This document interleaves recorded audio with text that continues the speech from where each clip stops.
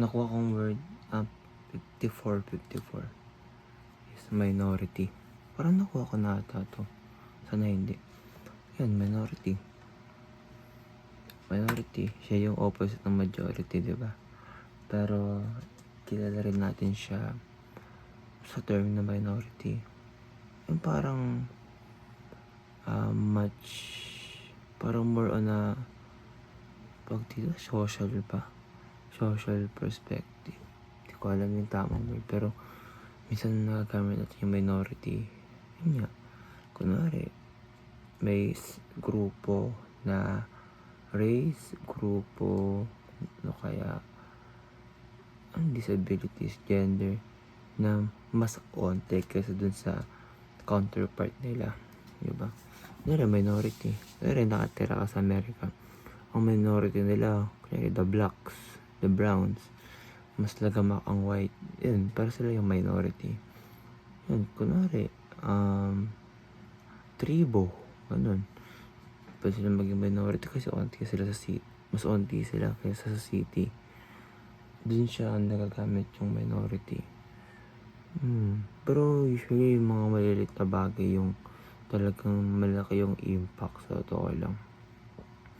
Yun nga. Tsaka di man magkakaroon ng minority kung walang majority, diba? Parang anong nangyayari kasi, tapalaga natin yung madami. Ano yun? Imperialism pa tawag doon. Hindi. Tawag doon din na ang approach is dapat na yung malaking bagay yung unahin mo kaysa sa maliit na bagay. Pero syempre, kahit na maliit na bagay yan, importante pa rin yan. Mga yan.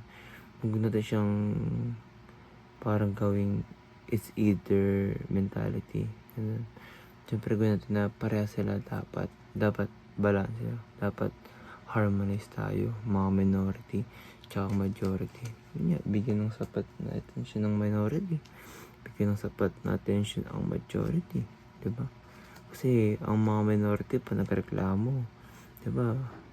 Syempre, mas impactful. Diba? They feel neglected. Diba? Yung kung ano pa yung maliliit. Yung akala nating maliit. Yung pa yung parang mas malaki yung power. Parang ganun. Small but mighty. Ganun sila. Yun. Yun ang masabi ko sa minority. Kasi ako masyadong masabi. Pero, dapat palaga natin yung every little things na meron tayo.